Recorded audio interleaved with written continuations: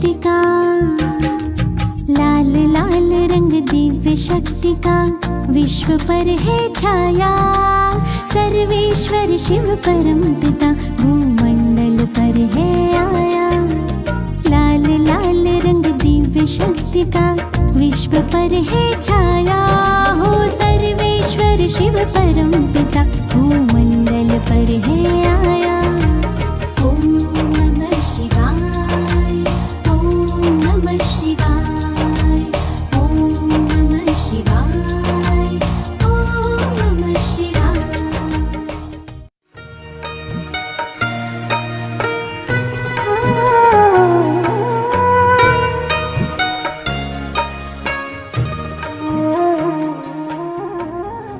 मुरली सुनते समय अभ्यास कीजिए। मैं आत्मा गॉडली स्टूडेंट हूँ। ईश्वरीय यूनिवर्सिटी में सुप्रीम टीचर शिव बाबा मुझे पढ़ा रहे हैं। ओम शांति। 15 फरवरी 2022। सर्वशक्तिवान बाबा के हम बच्चों प्रति शक्तिशाली महावाक्य। मीठे बच्चे, आत्मा रूपी दीपक में योग रूपी घृत डालो तो आत्मा शक्तिशाली हो जाएगी। प्रश्न, आत्मा रूपी बैटरी में पावर भरने का आधार क्या है? उत्तर, आत्मा रूपी बैटरी में पावर भरने के लिए बुद्धि योग का बल चाहिए। जब बुद्धि योग बल से शक्तिमान बाप को याद करेंगे तब बैटरी भरेगी। जब तक बैटरी में पावर नहीं तब तक ज्ञान की धारणा भी नहीं हो सकती। आत्मा में कंप्लीट रोशनी आने में टाइम लगता है। याद करते करते फुल रोशनी आ जाती है। आज का गीत। रात के राही थक मत जाना। रात के राही थक मत जाना, सुबह की मंजिल दूर नहीं, दूर नहीं। थक मत जाना ओ राही, थक मत जाना, रात के राही। ओम शांति।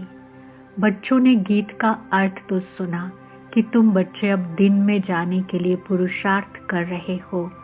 नई दुनिया में तो रोशनी ही रोशनी है, पुरानी दुनिया में अंधियारा ही अंधियारा है। ये है ब्रह्मा की घोर अंधियारी रात। तुम अभी दिन में जा रहे हो। बाप बच्चों को कहते हैं ये बुद्धि का योग लगाते लगाते थक नहीं जाना। जितना तुम योग लगाते हो उतना सोझरा होता है। आत्मा रूपी दीपक की ज्योति जो उझाई हुई है वह आती जाती है। उस बिजली में तो फट से करंट आ जाती है, परंतु आत्मा में कंप्लीट रोशनी आने में टाइम लगता है। अंत तक फुल आ जाएगी। योग लगाते रहना है। मोटर की बैटरी भी सारी रात भरती रहती है, वैसे ये भी मोटर है। इनसे अब घृत खत्म हो गया है अथवा पावर कम हो गई है। बाबा को तो पावरफुल सर्वशक्तिमान कहा जाता है ना। इस बैटरी में सिवाय बुद्धि योग बल के पावर आ नहीं सकती। सर्वशक्तिमान बाप से ही योग लगाने से सारी बैटरी भरती है। बैटरी भरने के सिवाय नॉलेज भी धारण नहीं हो सकती। घड़ी घड़ी बाप कहते हैं मुझे याद करो और वर्षा ले लो। मन मना भाव, कितनी सहज बात है। मनुष्य तो राम राम का जाप करते रहते हैं और चाहते हैं राम राज्य हो, परंतु ऐसे राम राम जपने से राम राज्य थोड़े ही होगा। ऐसा राम राम तो जन्म जन्मांतर बहुत करते आए, गंगा के कंठे पर बैठकर। ये तो कोई को पता ही नहीं तो राम राज्य किसको कहा जाता है। जरूर राम ही राम राज्य बनाएंगे। उन्हों की बुद्धि में सीताराम वाला राज्य आ गया है। अब उस राम राज्य में तो राम को ही आराम नहीं था। राम राजा की ही स्त्री चोरी हो गई तो प्रजा का क्या हाल होगा। यहाँ भी राजाओं की स्त्री कभी थोड़े ही चोरी होती है। ये लोग फिर राम सीता के लिए कह देते। ये बड़ी समझने की बातें हैं। वास्तव में राम तो परम पिता परमात्मा को कहा जाता है। गाते भी हैं तुम मात पिता, अब माता पिता कौन सा जिसके लिए ये गाते हैं? एक तो है लौकिक माता पिता, उनकी तो ये महिमा नहीं करेंगे। जरूर दूसरा कोई परम पिता है तो जरूर माता भी होनी चाहिए। तो गायन है पारलौकिक माता पिता का। पूछते हैं हु इज क्रिएटर, तो झट कहेंगे गॉड फादर। तो सिद्ध है ना माता पिता है। इस समय ही दो माता पिता होते हैं। सतयुग में सिर्फ एक ही माता पिता होता है। लौकिक माता पिता होते भी यहाँ गाते हैं तुम माता पिता। इस समय हम बच्चों को बाप द्वारा सुख घनेरे मिल जाते हैं, फिर एक माता पिता हो जाता है। पारलौकिक माता पिता द्वारा सतयुग की प्रारब्ध में सुख घनेरे मिलते हैं, उस माता पिता का ही गायन है। फिर भी ऐसे बाप को बच्चे याद करना भूल जाते हैं। तुम बच्चों को तो सबको बाप का परिचय देना है कि बाबा आया है। हमेशा शिव बाबा और ब्रह्मा बाबा कहते हैं। प्रजापिता का तो नाम बाला है। शिव बाबा, ब्रह्मा बाबा, लौकिक बाबा व पारलौकिक परमपिता व फिर माता पिता कैसे बनते हैं, ये बड़ी गुह्य बातें हैं। कोई भी आते हैं पहले ये पूछो कि परमपिता परमात्मा आपका क्या लगता है, प्रजापिता आपका क्या लगता है। जब अम्बा भी गुप्त तो ये ब्रह्मा भी गुप्त। ये ब्रह्मा है बड़ी माँ। लौकिक बाप का तो नाम रूप देश काल सब जानते हैं। अब तुम उनको पारलौकिक माता पिता का नाम, रूप, देश, काल, ऑक्यूपेशन बताओ। मम्मा की भी ये बड़ी मम्मा द्वारा बच्चों को अडॉप्ट करते हैं तो माता पिता कंबाइंड हो जाते हैं। इनको माता पिता अथवा बाप दादा भी कहते हैं। किसको समझाने की बड़ी युक्तियां चाहिए, बड़े बोर्ड पर लिखना चाहिए। निराकार परम पिता परमात्मा को सब याद भी करते हैं, परंतु ये नहीं जानते तो वे माता पिता कैसे हैं। इतनी भी मनुष्यों की बुद्धि नहीं चलती, क्योंकि बातें हैं बहुत विचित्र जो बाप ही आकर सुनाते हैं। आत्मा कहती है ओ परम पिता परमात्मा, वह भी है आत्मा परंतु सुप्रीम माना परम। वह परम धाम में रहने वाला है। वह खुद तो जन्म मरण में नहीं आते, आकर के हम बच्चों को पतित जन्म मरण से छुड़ाते हैं, पावन जन्म मरण से नहीं छुड़ाते हैं। पतित आत्मा को ही पावन आत्मा बनाते हैं, इसलिए उनको पतित पावन कहा जाता है। मनुष्य तो राम सीता का भी अर्थ नहीं समझते। वास्तव में सब भक्तियां सीताएं हैं, याद करती हैं एक साजन परमात्मा को। बाप कहते हैं बच्चे, इस समय सारी दुनिया में रावण राज्य है, सिर्फ लंका में नहीं। रावण को जलाते भी यहाँ हैं। लंका हिंदुस्तान में नहीं, वह तो बौद्धियों का अलग खंड है। तो इस समय सारी दुनिया रावण के बंधन में है। सारी दुनिया में रावण का राज्य है। आधा कल्प है राम राज्य, आधा कल्प है रावण राज्य, आधा कल्प दिन, आधा कल्प रात। ये सब बातें बुद्धि में रखने की हैं।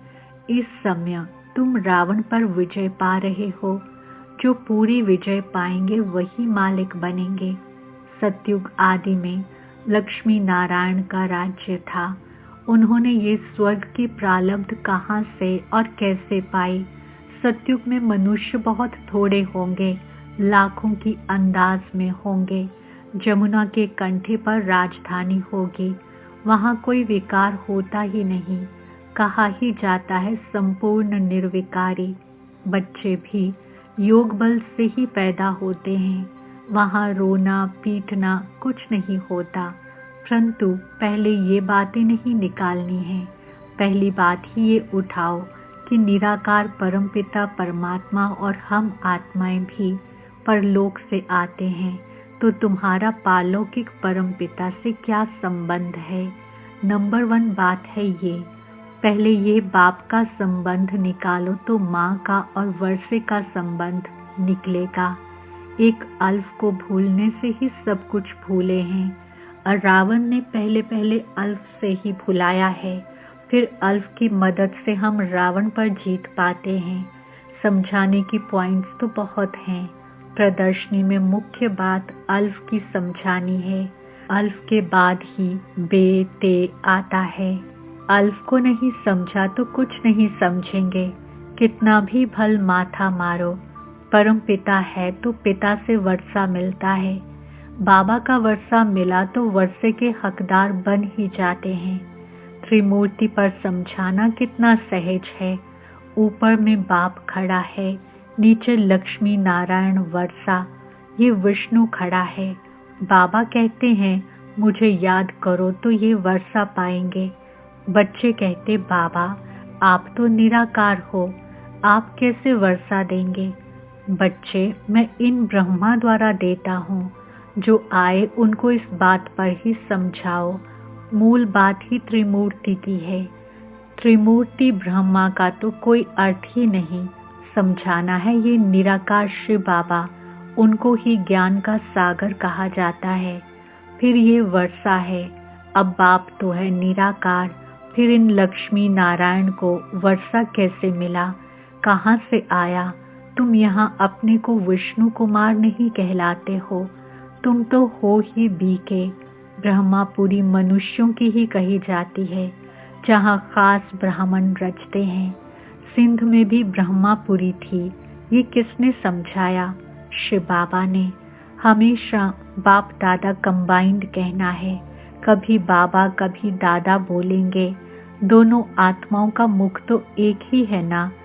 जब जिसको चाहे वह यूज करेंगे, बंधन थोड़े ही है। तो पहले ही ये बात कि ज्ञान सागर गीता का भगवान बाप है। वे कहते हैं ये ब्रह्मा विष्णु शंकर तो सूक्ष्म वतनवासी हैं, देवताएं। ये ब्रह्मा तो मनुष्य है, जब संपूर्ण बनेंगे तो देवता कहलाएंगे। ये तपस्या कर फिर देवता बनते हैं। इन ब्रह्मा कुमार कुमारियों को भगवान सिखलाते हैं ब्रह्मा द्वारा। चित्रों पर अच्छी रीति समझाना है। समझानी बहुत सहज है। ये शिव बाबा, ये वर्षा, ये शिव तो निराकार है, इसलिए ब्रह्मा द्वारा देते हैं। ब्रह्मा द्वारा स्वर्ग की स्थापना। जरूर अभी ही राजयोग सीखते हैं ये बनने के लिए। ये शिवपुरी, ये ब्रह्मापुरी है। अच्छा मीठे मीठे सिक्के जवान बच्चों फिरता है। हमारे बाप दादा का याद प्यारा रूहानी बाप की रूहानी बच्चों को नमस्ते। हम रूहानी बच्चों की रूहानी बाप दादा को याद, प्यार, गुड मॉर्निंग, नमस्ते और बहुत बहुत शुक्रिया। धारणा के लिए मुख्य सार। पहला पॉइंट, अल्फ की याद से रावण माया पर जीत पानी है। सबको अल्फ का परिचय देना है। दूसरा, याद की यात्रा में थकना नहीं है। अपनी बैटरी को चार्ज करने के लिए सर्वशक्तिमान बाप को याद करना है। वरदान, एक बाप की याद द्वारा एक रस स्थिति का अनुभव करने वाले सार स्वरूप भव। स्पष्टीकरण, एक रस स्थिति में रहने की सहज विधि है एक की याद, एक बाबा, दूसरा न कोई। जैसे बीज में सब कुछ समाया हुआ होता है, ऐसे बाप भी बीज है जिसमें सर्व संबंधों का, सर्व प्राप्तियों का सार समाया हुआ है। एक बाप को याद करना अर्थात सार स्वरूप बनना। तो एक बाप, दूसरा न कोई, ये एक की याद एक रस स्थिति बनाती है। जो एक सुखदाता बाप की याद में रहते हैं, उनके पास दुख की लहर कभी आ नहीं सकती। उन्हें स्वप्न भी सुख के, खुशी के, सेवा के और मिलन मनाने के आते हैं। स्लोगन, श्रेष्ठ आशाओं का दीपक जगाने वाले ही सच्चे कुल दीपक हैं। ओम शांति। मातेश्वरी जी के अनमोल महावाक्य। विषय, परमात्मा द्वारा फर्स्ट लॉटरी क्यों ना विन करें। स्पष्टीकरण, देखो बहुत मनुष्य ऐसे समझते हैं थोड़ा सा भी पुरुषार्थ करने से हम भी वैकुंठ में तो आ जाएंगे ना, परंतु उन्हों को ये सोचना चाहिए कि परमात्मा बाप आया है तो कंप्लीट वर्षा लेने के लिए तो स्टूडेंट का काम है संपूर्ण पुरुषार्थ कर स्कॉलरशिप लेना। तो पहला नंबर लॉटरी क्यों न विन करें, वह है विजय माला में पिरोया जाना। बाकी 2 लड्डू पकड़कर बैठे हैं, यहाँ का भी हद का सुख लूं और वहाँ भी वैकुंठ में कुछ न कुछ सुख ले लेंगे। ऐसे विचारवान को मध्यम और कनिष्ठ पुरुषार्थी कहेंगे, न कि सर्वोत्तम पुरुषार्थी। जब बाप देने में आनाकानी नहीं करता तो लेने वाले क्यों कतराते हो। तब गुरु नानक ने कहा, परमात्मा तो दाता है, समर्थ है, मगर आत्माओं को लेने की भी ताकत नहीं।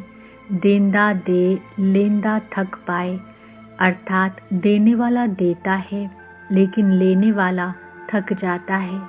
आपके दिल में आता होगा, हम क्यों न चाहेंगे कि हम भी ये पद पाएं, परंतु देखो बाबा कितनी मेहनत करता है, फिर भी माया कितना विघ्न डालती है। क्यों? अब माया का राज्य समाप्त होने वाला है। अब माया ने सारा सार निकाल दिया है। तब ही परमात्मा आते हैं जिसमें सब रस समाया हुआ है, जिससे सभी संबंध की रसना मिलती है। तब ही त्वमेव माता च पिता आदि आदि ये महिमा उस परमात्मा की है। तो बलिहार इसी समय की है जो ऐसा संबंध हुआ है। अच्छा, ओम शांति।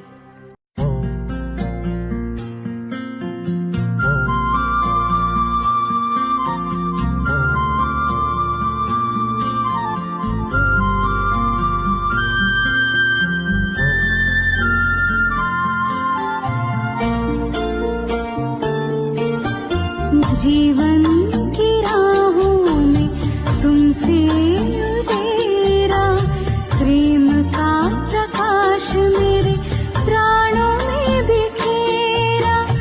आंचल में भर के कहा लाल मेरा, आंचल में भर के कहा लाल मेरा।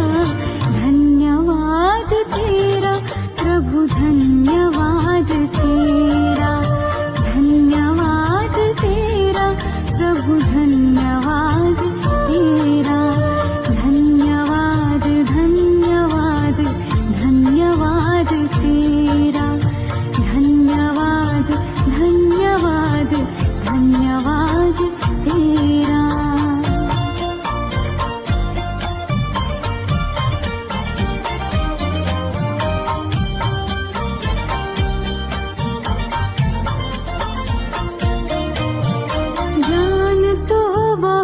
था पर खुद से अनजान थे, आत्मज्ञान पाते हुए दूर देह भान से।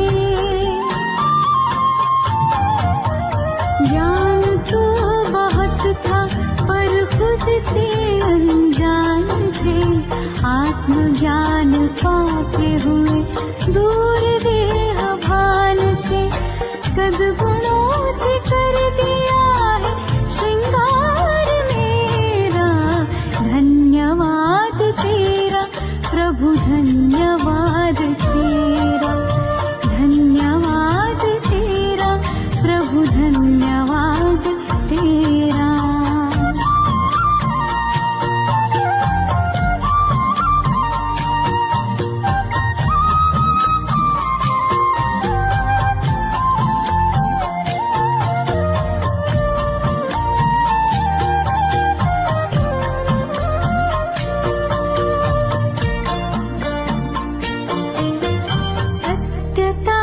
शक्ति से हम तो